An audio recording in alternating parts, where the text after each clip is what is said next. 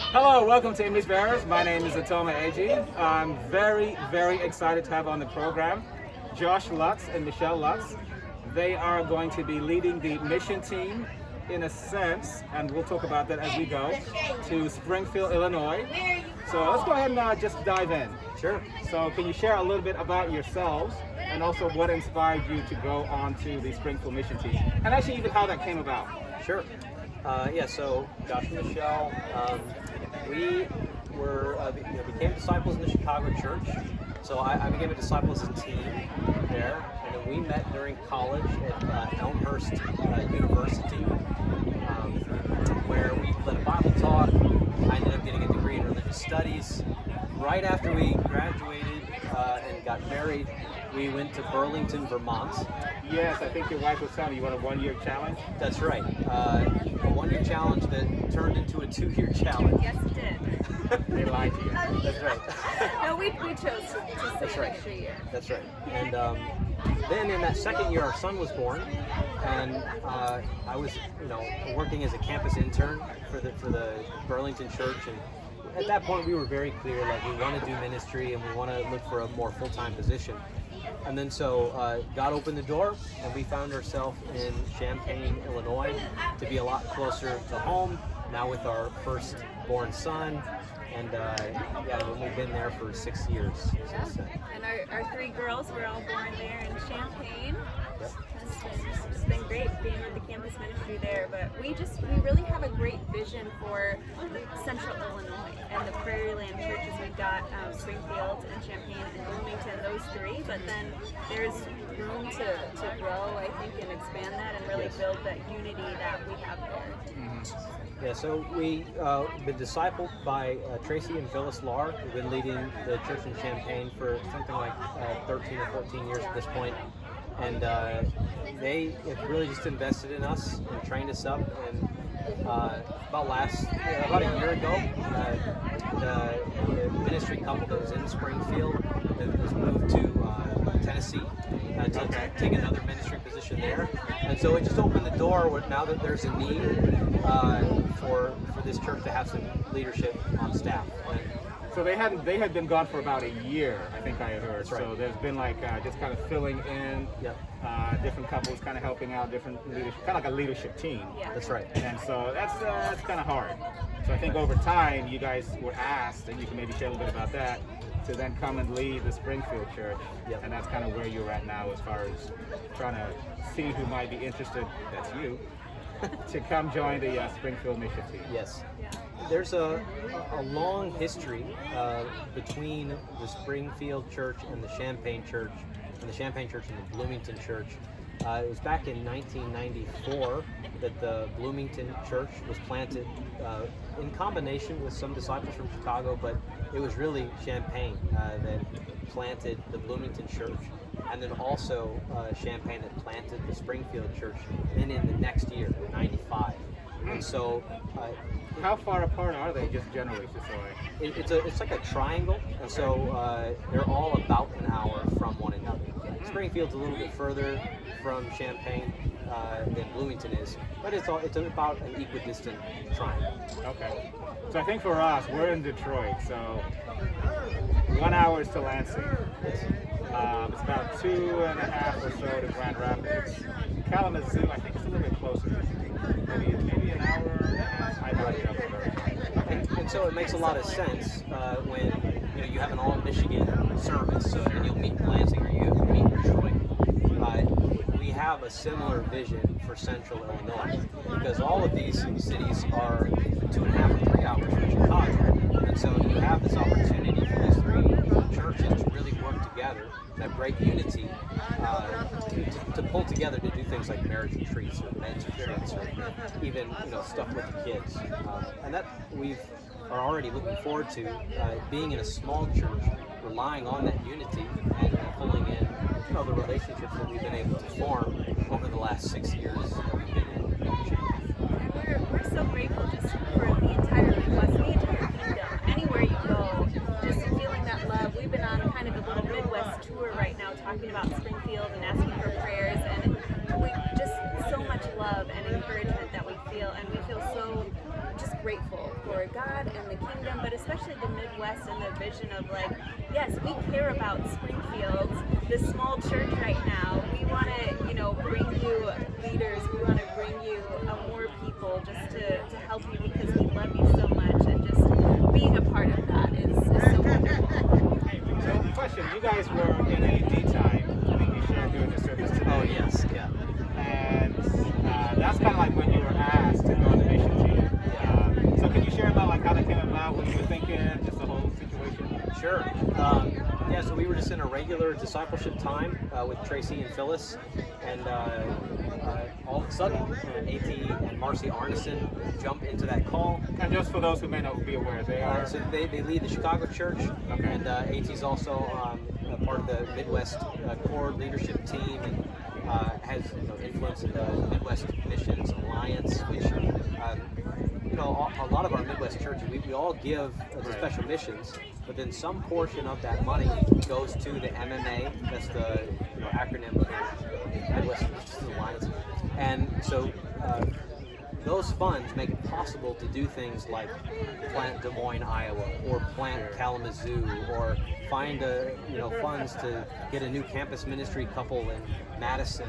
So there's all these different needs in the Midwest, and so this team comes together and they kind of determine, hey, what is God calling us to do next? Right. And so that team came together, and Tracy and Phyllis were part of that as well. And they said, we really think Springfield could use some help. And the smaller churches aren't able to financially support full-time staff all on their own. And so to try to help them get to the point where they are self-sustainable, it's good to then get some support. So that's kind of the plan, that's the design. And we've loved being in Champaign so much for the past 6 years. And we bought a house, and we love the schools, and there's the basement. And the basement. Different work. We made a clubhouse in the basement, and it's been so special. And the kids have great friends in the church, and there's so many kids in Champaign that we were not looking to move. Right? We had a great setup in Champaign, and felt so encouraged and supported by Champaign. And but now we have this other opportunity that God's bringing to us, and we have a choice, to make like, okay, do we follow this? Do we follow the Spirit's leading here, doing something that's going to be difficult, going into an unknown kind of situation, leaving behind so many great things in Champaign. But I think God has really been blessing this decision and this journey so far.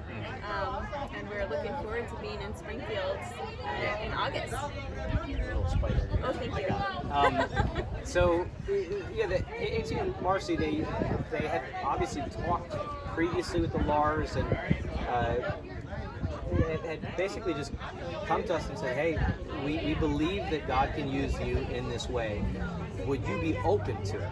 And then at that point, we needed, they needed to then go to Springfield and say, we have a couple that could be a good fit. It's not like they were going to decide, the Lutzes are going to go there, and they would just go. They asked us if we would, and we said, yes, we're willing. And then they came to Springfield and said, we've got somebody that may be a good fit here.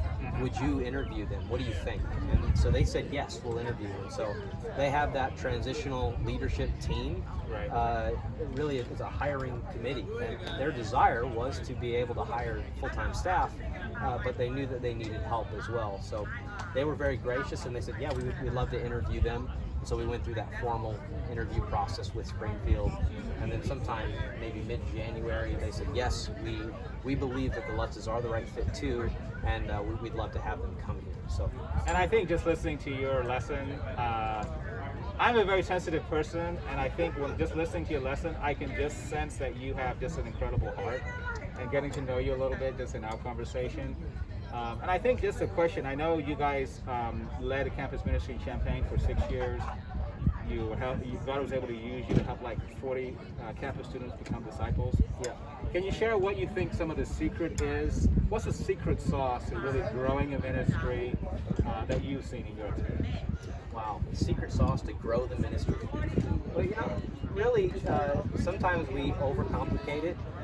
We can overcomplicate it, or we can think that I need to have all the right answers, or I need to be able to have the right combination of scriptures in the right sequence to unlock someone's understanding. That really means that we're relying a lot on ourselves and less on God. But if we open our mouth and say, hey, I've got this great opportunity for your life to be different, to change. Like, I think people respond to that. People will respond to the gospel whose hearts are open to it. But we can't determine the openness of someone's heart. All we can determine is whether or not we'll open our mouths. And so when we open our mouths, though, we give God an opportunity to work. But, I think it's important to know the scriptures. It's important to, in campus ministry especially, to train people about how to study the Bible and how to be able to see the big picture, right, of the gospel message, that we're all sinners and we need a Savior. We can't save ourselves. So how does God tell us to access salvation and relationship with Him? Yeah, I definitely think it's all God. We give what we can give, and if we have the faith the size of a mustard seed, God can multiply that and grow. And so, like Josh was saying, just step out, open up your mouth, open up the scripture, and allow God and the Holy Spirit to do its work, right? We plant and water, and God is the one that makes it grow.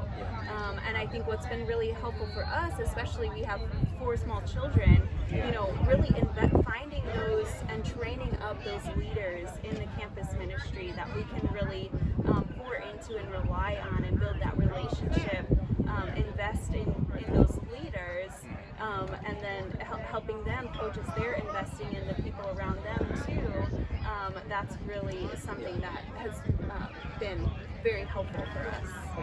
It's been very exciting, to have so many over the course of 6 years become disciples. Our prayer would be that it would be even more. But something that's maybe even more encouraging to me is that some of those who have graduated have gone on and now are serving in leadership roles in other places. And so one of our students, Daniel Bumpus, is really like leading the way in the Midpoint Ministry Center in Chicago, and he's serving as a lay leader, just giving and serving. Derek Schneider is another guy who he's like leading worship now in Madison in their church there. Trevor and Daniela. Oh, Madison. Okay, the Newlies. Okay. Yeah, Yes. with the Newlies. Yeah. Trevor and Daniela are also in Madison and have helped out with The Moores. the Moores. Yeah. Helped out with the young teens, I think. We're just one big happy family. Yeah. Megan Gonzalez is one of the people who went to Yes. Kalamazoo. Yes. So when Kalamazoo was planted, it's one of our campus students that said, yeah, I'm willing to go. So you're getting too easy, man. We got to get more details. So is it like you guys are building family? Because the reason I'm asking that, because like what you're saying is 100% correct. I'm not saying that. Yeah. How can one argue that?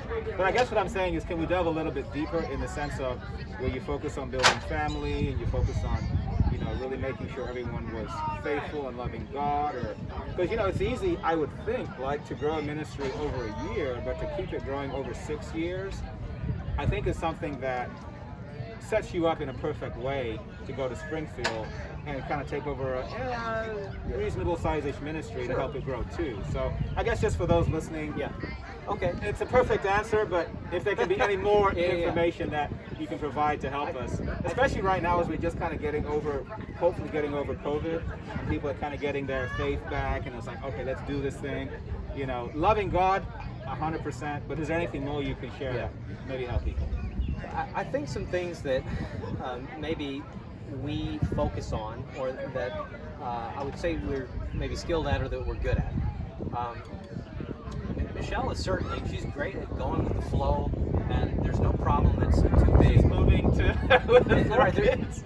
It's like, sure, I can do that. Or That's awesome. when we talked about, we had just gotten married. We've been married for 6 months. Right. And it was like, hey, will you move to Vermont with me 1,000 miles away? What do you think about that? She's like, sure, I'd love to. And so she's folding the clothes. I think you're like a scale of 1 to 10, right? Like. and you're like, I'll go. Like, I'm an 11. Let's do it. But, awesome. So there's got to be this heart. And Single brothers marry right. That's right. There's got to be this willingness of like, no matter what, I do know God will take care of me. Right? And there's a deep conviction, and Michelle leads the way with that. She really does. I think something I really pay attention to is we have to do our best, like actually do our best. Hard work is important, and so having even the small things be excellent if they can be does matter, and people will notice those things. And so it's things like we're always going to have a worship team in the campus ministry, and we're going to build it out so that oh, this guy has a little bit of an aptitude towards bass guitar. Amen. I want you to play bass every week for us during our worship. And there might be 20 people, in the room, but we've got 6 of them as part of a worship team because they have a little bit of an aptitude. And so finding ways to say, I want you to be involved, even in the small ways, and then for those small things to be done excellently, I think does matter. And when people come in and they see it, they're like, whoa, what's going on here? These people really care about this group. They're invested in this group. And I think before COVID especially, we would plan these really, really awesome parties. And we would get our students buy-in and give, everyone would have a role in helping plan this party and take care of it. And so really having the students have some ownership there and giving them some roles and some purpose in a way that they can give and serve to really help these things go well. Yeah. There's a certain sense of, like, if the disciples are invested in making the thing work, then they care about it, they want to bring a friend because I poured myself into making this thing great. Or, of course, I'm going to be at that event that I spent some time investing in to make it great. There's that. Some other nuts and bolts things. We certainly every 3 semesters, like we wouldn't go farther than 3 semesters without teaching the study series all the way through. And so whether that's in a Bible class or as part of a devotional series, we just know, in campus ministry especially, you've always got people coming through. Sure. It's Tracy has this good analogy. He says it's like you're preaching to a parade, and you stay in the same spot, but people are going to be passing you by. And so just because they've gone by, now you've got this whole next group to teach. And so we've always made a point, a campus student will usually have learned the study series or how to use the study series to help someone become a disciple. They've gone through that 2 or 3 times in their 4-year campus ministry experience. So that matters. Other basics like, we have expectations that everybody would be part of a Bible talk. Expectations that everyone is part of a discipleship group. Expectation that you will be at devotional. And so communicating those expectations clearly, having high expectations, I think usually does lead to more results. And then training and communication as well, because of course something's going to come up, and it's not like you have to be at everything, but not in a legalistic sense. Say like, okay, if you're not there, let your family know. Talk, talk about it, because we miss you and we love you, and we're all in this. Sure. An analogy that I would use often is, if you're going to go to a family dinner. And then you're eating dinner together as a family, it's not like I would just not think about where my son is if he's missing from the tape. It wouldn't be like, oh, whatever, he's not here, who cares? It's like, where's my kid? where's my son? Where's my brother? And so we would want to have that same feeling for meetings of the body and for stuff that we're doing together as a family in the campus ministry. Oh, that's perfect. So if I'm hearing correctly, I think it's fun, and I think obviously from what you shared in your lesson, you definitely are a spiritual man. I would also think that you're sharing communication, high expectations. I think those are some of the elements. And obviously you guys went to Vermont, to serve there, and now you're going to Springfield. So I got to believe that, you're also teaching your groups that, kind of like go anywhere, do anything, give up everything for the cause of Christ. Yeah. So they're understanding that, through your example. So I think those are definitely some takeaways. Last couple questions. I know you'd mentioned, I think, the Revive EE, that I think you got a lot of inspiration from. Sean Wooten, I think in Bucharest, perhaps. Can you share a little bit about that briefly? What inspired you about that? Yeah. So Sean and Lena Wooten are leading this Revive EE team, and currently they're in Ukraine. They were going to go to Budapest, I think, and God closed the door. Yes. And they found themselves in Odessa, Ukraine. Okay. for a year. Yeah, But now they're about to start up version 2.0. 2.0 is coming up, but they've just seeing their faith and how much they're trusting and relying on God. People are just leaving, what they've had here in the States and going other places, and it's not just Americans, other people from Europe too coming together, and just having this team, having this family aspect, meeting together and sharing good news with each other, and so I think though they've raised support to be there, and so for our 1-year challenge, it's going to be more like a traditional 1-year challenge of coming, and you'll probably have a part-time job or something, or a for people that want to job. join you. It's for people that are going to Gotcha, join us. gotcha. So it won't be exactly the same, but that team and family aspect, we'd love to Yes. incorporate.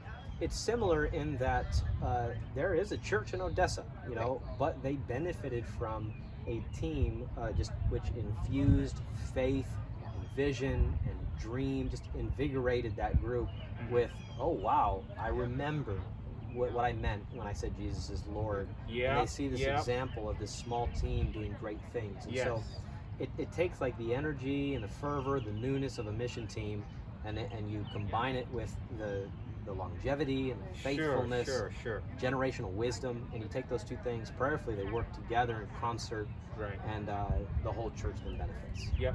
So as we get to a close, I had a question. So disciples who have been perhaps in churches that have been established, kind of like the Detroit church and other churches in the Midwest and other places, we always hear about like the church in Kalamazoo.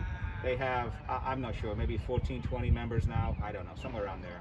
And they have like 4 baptisms. Yep. And then we say, okay, we've had some challenges with COVID. The Detroit church has 250 disciples or so, and we have 4 baptisms. Yep. So my question is, and I know the answer, but I just want to hear I believe I have an answer, but I just wanted to get from your point of view what you see.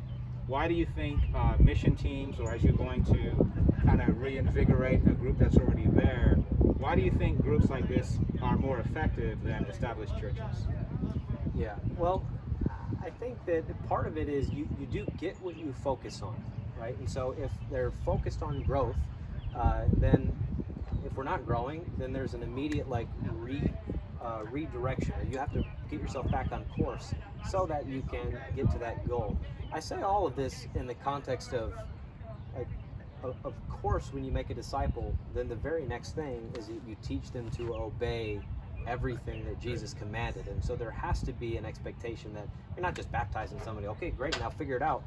Now you're going to continue walking with them and growing with them, and they're going to strengthen you. And there has to be that kind of long end game. Right. The end game is that they would make it faithfully to heaven, not that you'd get another baptism for that year. Right. And so, but some of it, I think, does just lay in the, some of our members in our churches at this point, they don't expect for themselves to be in Bible studies anymore. Hence the high expectations, kind of like some of the things they've gotten to the point where, well, that's not my role anymore, or that's not what I'm supposed to do anymore. And I recognize, like, for an 18-year-old, who's just making big decisions about their life, they have less barriers to become a disciple. They don't have they're not already married or already have kids or already right. So when you're going into the community, it can be harder to break into somebody that's in an older life stage.